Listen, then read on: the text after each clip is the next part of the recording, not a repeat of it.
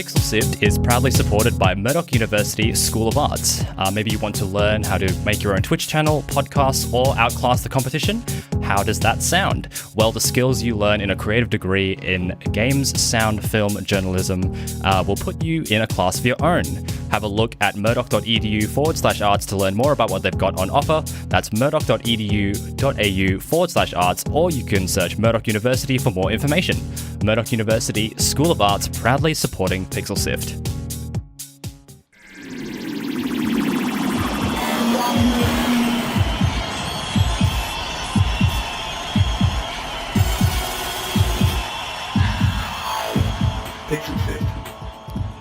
Hello and welcome to Pixel Sift, the show dedicated to indie games from around the world and Australia.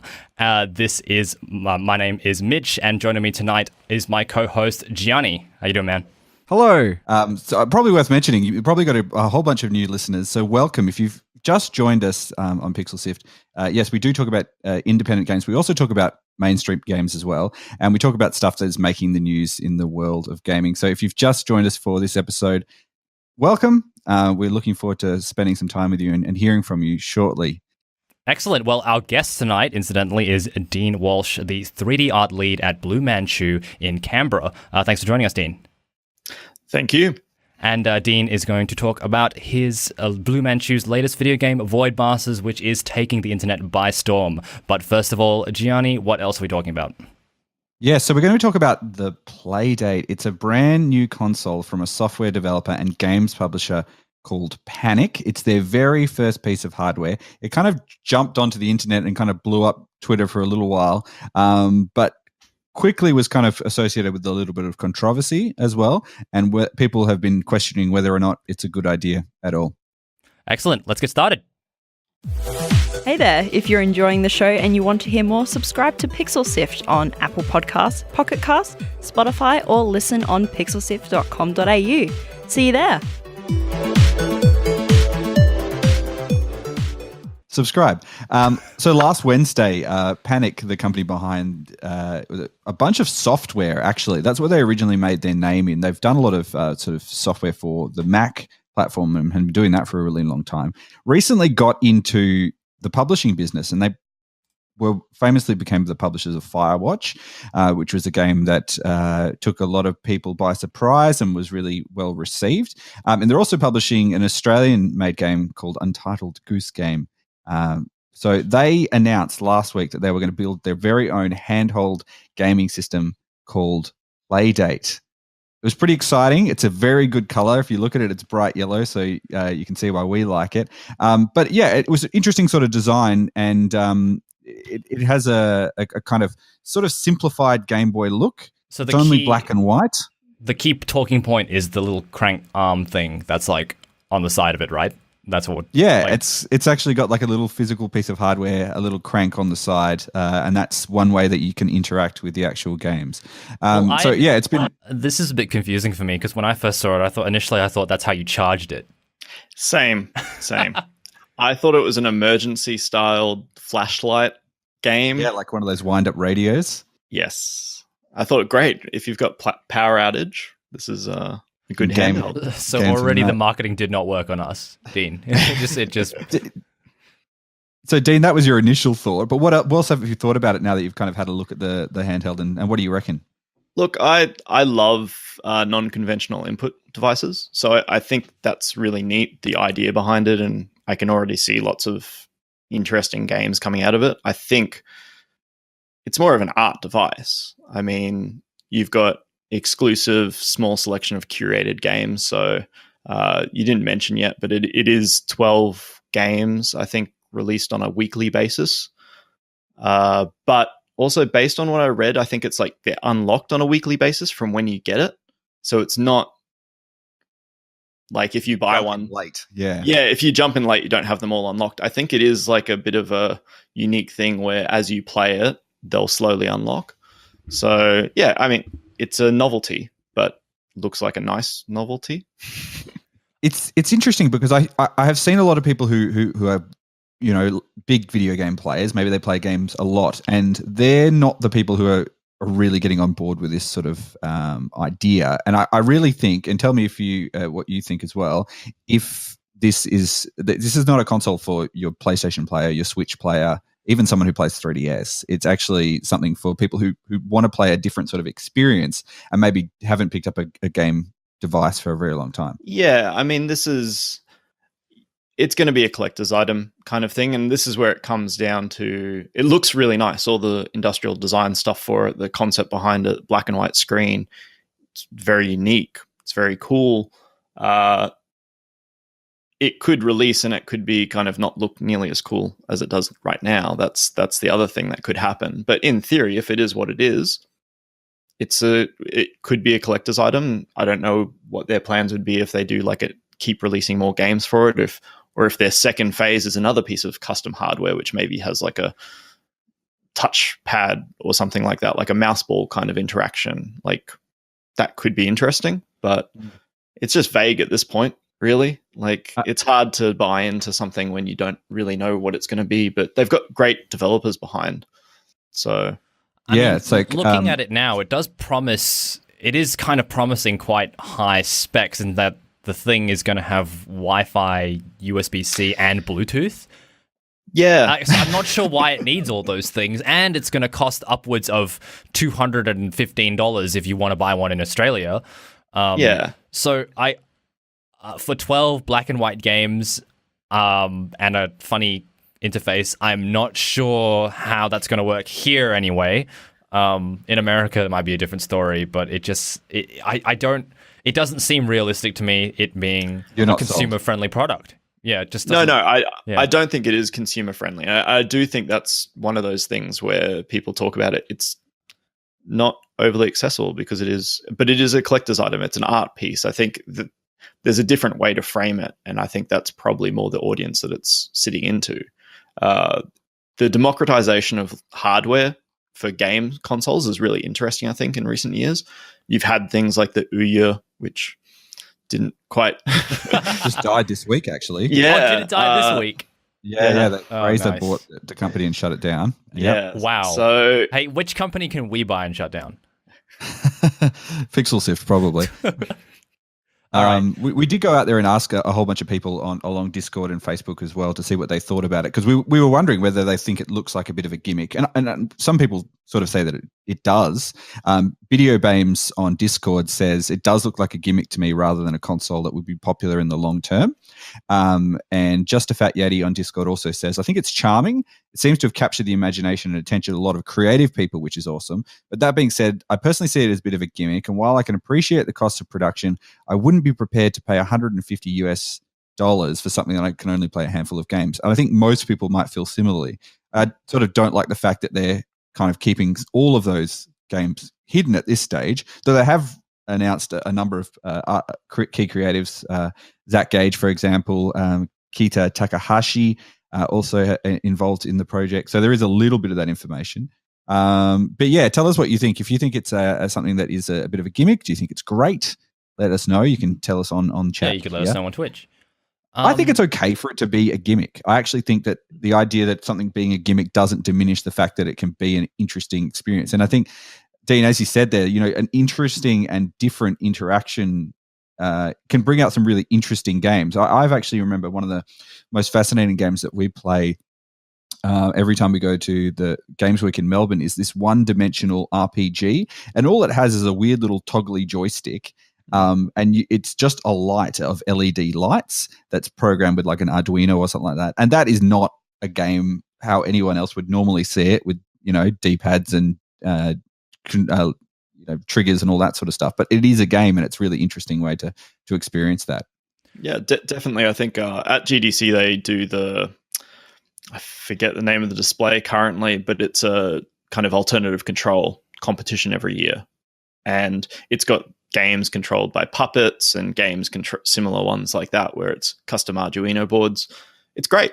It's interesting. It's fun. You don't see it normally. So I think it's a real challenge as well. People complain about innovation on consoles and stuff like that. And the problem is things like Kinect. The Kinect with the Xbox is a really good example of that. You're never going to get developers developing for secondary hardware like that if there isn't an install base. Something like this is great because anyone who has a device has the crank. So every game will be designed around it.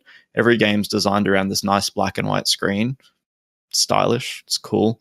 But yeah, it's not going to be competing with the Switch. It's not going to be competing with the big hardware manufacturers, but it's a niche thing. So there is one sort of piece of controversy that has kind of cropped up as part of this as well, and that the name of it actually, Playdate, it was registered by Panic, who are obviously quite a big company. They've won a number of awards. They've got corporate software that they sell, all of that sort of thing. And it actually clashed with another event called Playdate that was at the LA Zine Fest, and they kind of put their foot in it a little bit because they sent an email out saying, hey, look, maybe you guys at the Playdate event should change your name because we're just about to bring out this thing, and we don't want anyone to get confused. But it was kind of done in a sort of semi-jokey way, but it kind of was like, hey, look, why don't you change your name because we'll have to sue you otherwise. So that was one controversy that's kind of come out of that. Panic, in their credit, have kind of come back and said, hey, look, we're not going to go after anyone who uses the name. They've had it for a long time. But the event itself has actually changed its name to Playdate Pop-Up so that it wasn't actually a clash. So I think the problem initially was the tone of the email. The tone of the initial email, and the email has been released.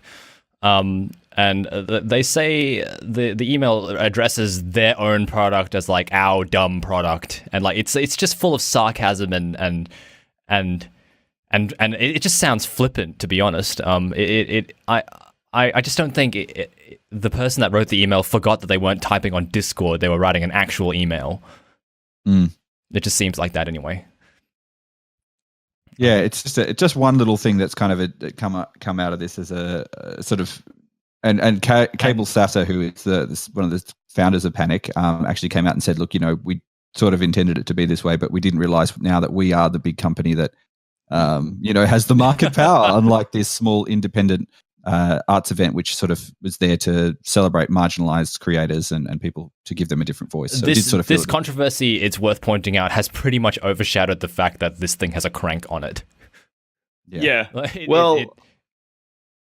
The art director that I currently work with, Ben Lee, I think he thought it should have been called the Crank Boy anyway. Yeah. It was his. So Playdate is a dumb name for hardware, by the way. Yeah, it sounds like a thing you go to. It doesn't sound like a piece of equipment. No. I think Ben's idea of Crank Boy or Super Crank Boy or Crank Boy Pocket is a lot more applicable. It's got there. Yeah. Well, anyway, thank you everyone who commented on our posts. If you want to be part of any of the episodes, keep an eye on Discord and Facebook because you get a chance to share your thoughts. I'll leave you with a few comments from people from there. Ocean Park on Instagram says they had me at Kita Takahashi, who's the developer of Katamari Damacy. Popier on Instagram thinks it's probably both a gimmick and that it's also great. And Benzene Machine on Discord says, I can't say that I'm on board with this new device. I'm having a hard time kind of understanding it. Not to be rude, but no, I wouldn't buy one, but I might change my mind after listening to the podcast. So tell us what you think, Benzene Machine. Nice. All right. Well, I think that's enough of that. Let's move on to our next topic. Mitch, what's Discord? Discord is an online chat service that most gamers use. Incidentally, you can also use it to talk to us at pixelciv.com.au/Discord. Yeah, you can talk about episodes, you can talk about upcoming topics, you can probably even coerce Mitch into playing a game with you online. That's not going to happen. That is going to happen. You're doing it. I'm saying that's happening. Sorry. Yeah, well... Join Discord. You should grow your beard back. pixelciv.com.au/Discord. So... Tonight, joining us is Dean Walsh, the 3D art lead of Blue Manchu, and he's here to tell us more about their game Void Bastards. Now, Dean, for those of us who don't really or are not up to date, what is Void Bastards? Void Bastards is a strategy shooter that we released this week from Blue Manchu. it's quite an interesting game, I guess, to describe, because there's not many similar titles out there. So we kind of talk about it as a bit of System Shock 2 crossed with XCOM and FTL, if people are familiar with those games. So very systemic, lots of systems in the game. As a first-person shooter, you play as a series of prisoners who are woken up from a freeze-dried storage type scenario. And each of these prisoners has their own characteristics, which when you die, you get new prisoners and fun stuff like that. And you're tasked with trying to find your way out of this nebula that you've found yourself stuck in. So, yeah, there's a lot to it. And I think we found it quite hard to explain early on before we actually could start showing people and letting them play it. I've been playing quite a bit of it over the last week or so, and I think the FTL comparison is very apt when you're sort of describing that risk reward of where you're actually going to. But once you jump into the levels, it plays like a pretty standard shooter, but you are trying to work your way through these levels, and your timer is ticking down. You maybe only have a little bit of health. You have to scavenge everything you've got on every ship that you jump on, and sometimes you're like, am I going to push forward a little bit further to go and get that extra bit of fuel or maybe some health, but that comes at the expense of like wasting all your ammo and getting trapped in a really dangerous situation. So I think the way that you've kind of balanced it is really interesting. And I'm just wondering, what were some of the key things when you were trying to shape that experience that you wanted people to have? So, yeah, like you said, there's a lot of layers to it, I guess, which is the best way to describe it, where there's these layers of gameplay or these layers of systems which all interact with one another. I think the benefit to it is that it's a game that is the evolution of ideas that have been brewing for a very long time by members of the team from Jonathan Che originally. And so John was a design director on System Shock 2, and one of the ways that we kind of described this was almost like a sibling to Bioshock, because System Shock was this very systems-driven title, had all this narrative in it. As they did Bioshock, it focused in on the narrative. And this was this idea of like, could you do that type of game but with a small team? And could you all get all these systems and use that to build out a bigger game? So the design process to it and the ideas behind it evolved softly through that. But yeah, there was lots of ideas as well in there. Things like keeping the player hungry, both in kind of wanting resources and wanting to find solutions as to how to get those resources. And I think that definitely drove a lot of the development. We were able to prototype a lot. So to me, it almost feels in a way a lot like almost like an RPG or even an MMORPG, in that there is always one extra little thing that you can be working towards in every single place that you go to. Yeah, there's a bit of not necessarily plate spinning, but there's always something you can do.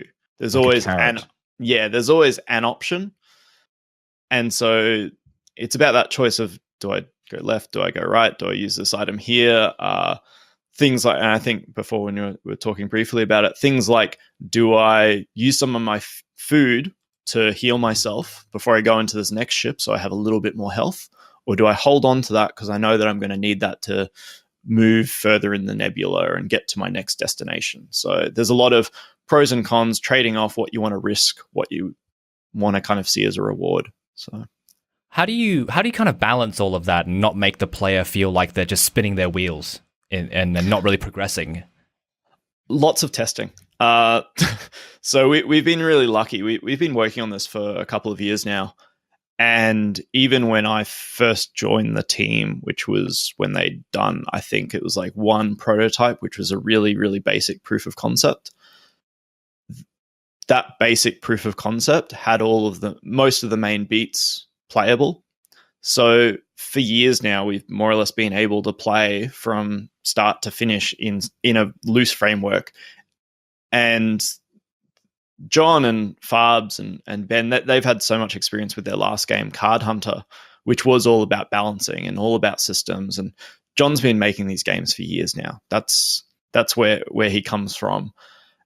And so to see them balance those systems and get them in a kind of loose framework, and then spend couple of months as we kind of tweak and push and pull, you have all these exposed kind of levers. It's great because you can kind of be like, oh, people are starving a little bit too much. Let's bump up the food just by this or by that. So systems games are fantastic to work on because you've got all these options. You've always got some way to improve that experience for someone. So yeah, it's the culmination of years of kind of playing around with those things. All right. Well, thanks for joining. Thanks for watching Pixel Sift. If you're just joining us on one of our live platforms, we're talking to Dean Walsh from Blue Manchu about their new game, Void Bastards. Now, Dean, what can you tell us about how you've developed the art style of the game? Because it's comic inspired, but it's also got a 3D aspect that seems to still have come from a comic book space, but is still very much a video game. Yeah, it's pretty unique in that regard. When I was first talking to Ben Lee, the art director, about the project, we were kind of sitting down and talking about what we could do and how we could bring his concepts to life. And he'd already done a few little tests here and there. He has a bit of a 3D background, so he was able to do some prototyping with it. But I've been working on, and I only realized this when I was talking to Ben, every single project I've worked on has been incredibly stylized. So I've been doing kind of weird games for years now. And as we sat down, and Farbs, who does a lot of our graphics programming, and I do a little bit of very simple tech art because I'm not a programmer, but I can kind of knock something together and then Farbs can make it work. And so we ended up having a really good balance where I could prototype something that looked really close to what we wanted. Everyone had a very fine eye for detail. We were very precise with how we were doing things, but there was just one or two interesting bits of tech which Farbs had from the get-go. So things like our line renderer, which renders all the geometry like a consistent pen stroke. And just using those things, we slowly evolved this art style, which just kind of, we knew we wanted it to look unique, but we were able to make it work really, really well. And I was able to employ a lot of strange techniques that I've used over the years in new and interesting ways. It's definitely got that unique look, but one of the things that I really noticed when I was playing the game is it really does feel like those UK 2000 AD style comics, and really even to the humour of it as well is quite that sort of UK British style. Can you tell me a little bit about how you kind of, I guess, pay tribute to that style of creating a visual thing? Yeah, definitely. I mean, the project started out a lot drier. So when I was first working on it, it was called False Light, in reference to setting up false lighthouses to shipwreck ships and then loot them on rocky outcrops. That was the original idea behind it. And I think before that it was called Ghost Armada. But it was a lot drier. A lot of the initial artwork that I was working with was almost like pristine NASA-styled designs, but still in a comic booky look, but it was a lot more cleaner and things like that. We lent into a bit more of, and I think this is really to Ben's strengths as well. A lot of his artwork, it was evolving as we were doing more concepts. And then we had Cara Ellison as well come on as our writer. And once the full team was there working together in that sense, we actually found that was where the fun was in it. And Cara's great and made this absurd world that we were kind of operating in, this kind of 2000 AD crossed with Douglas Adams kind of world that was being built, and the art actually kind of followed along with that and just lent more into it. And Ben got a lot more black into his illustrations, and we got a lot more kind of high contrast, and it just worked. It worked to the strengths of what the game was as well in terms of the mood that we wanted to invoke. It was really exhausting when it was a little bit too dry because it's a little bit too scary. And so who is this game for? Who do you think will get a kick out of playing this? I think it does different things for different people. So it's interesting. On the team, we've got 5 people in our office in Canberra, and we all play it completely differently. So I'm much more of a completionist. I spend a lot more time exploring and getting things. Other people play in a very kind of planned systems way where they've got these kind of techniques and they know exactly what they're doing. Other people just rush through. It's a very flexible game in that regard where certain people can take different experiences out of it. But definitely, I think people who enjoy first-person shooters, people who enjoy taking a little bit more time in a first-person shooter as well, or having something break it up, I think definitely are going to enjoy what it offers, because it is quite unique in that sense. You're doing it when you explore a single ship, which is when you're in the first-person mode. That's a short kind of little trip on its own, and then you go back to the star map where you're making plans and your workbench where you're crafting. And so you've got this really interesting and unique rhythm to it, which I think is actually quite different to anything else which is out there. So yeah, it's one of the things that does for me as well is I'm really, really bad with first-person shooters myself, or games in general where I can save wherever I want, because I'll always load up my save and try and do the perfect run for that room or something like that. Yeah. And I think something which we do is, because it's not a traditional roguelike or a rogue-lite even, where you lose all your progress. You get new opportunities when you die, and it changes certain things, and you lose some items that you might have had on your person. But as a result, it keeps that high tension feeling, and it's something which I get from multiplayer games, but I don't actually generally get from single player games. So that's another thing which I really like about it, is it forces you to actually think on your feet. I'm the type of player that enjoys my Halos, my Destinies, my so in some cases Call of Duty, the more traditional shooters where you kind of just, you kind of attack everything you see. Is there still room for my style of gameplay in Void Bastards? Yeah, I think so. I think whilst you might come into the game trying that, you soon learn tactics or realize that it's not traditionally that type of game, but it still employs some of those skills.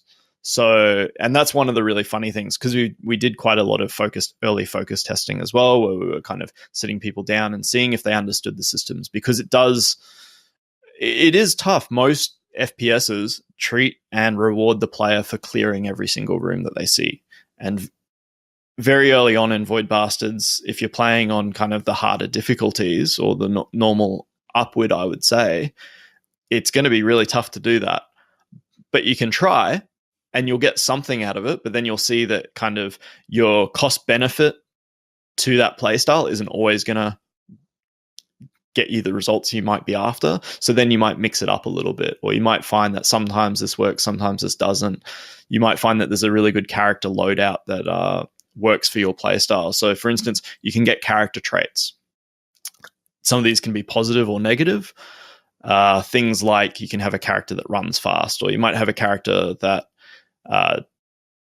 is short or tall or is colorblind. All of these things have impacts, but you can actually modify some of those as well. So if you've got a character, there's a trait called sticky fingers, where you'll automatically pick up items. If you have sticky fingers and you've also got a fast runner, and you've also got like increased accuracy or health or something like that, the game plays very, very differently, because you're running around really quickly. You're just automatically picking up items. You're shooting people wherever you want. Meanwhile, you might kind of do the opposite approach, like what I do, where I get a character and I try and get them so they can't be seen through windows. And then I use a weapon that I can use that shoots them through windows. And then I use another kind of character trait where I can see enemies through walls, like through my mini map. So there's little ways that you can do that, and you can get a character like that you really love and is working to what you've got. Then they die. Chuck it all in. Because you push it too far, and then you get something else, and it might be a character trait you haven't seen before. And you might have to struggle through one or two ships, and you're like, oh, they've got this or that. Then you realize, oh, actually, now I'm using this weapon that I didn't realize I hadn't had an opportunity to use it before effectively. Now it's my new favorite weapon. So I think there's a couple of those ideas in it where we want people to be using different weapons. We want people to be trying different ideas, because they're kind of forced into a corner. Because there's a lot of games where I think people get really, really comfortable, and they don't actually explore the rest of what that game might have to offer. So And we were talking a little while ago, and you said that it's actually a game unlike any other project that you've done that you actually still come back to and you enjoy, and you were playing it all the way through. How does that feel? Good. I mean, not to discredit other projects I've worked on, but there's definitely it's the type of game because on a small team as well, you do a lot more play testing than you would on a larger team. Where on a larger team, it's not really the most effective use of your time always. If you're on a big team, to be doing a full playthrough of the game, for instance. But with this, we were constantly playing it, and I do remember it would have been maybe, we were already worked on it for quite a few years, but it was at a quite complete state.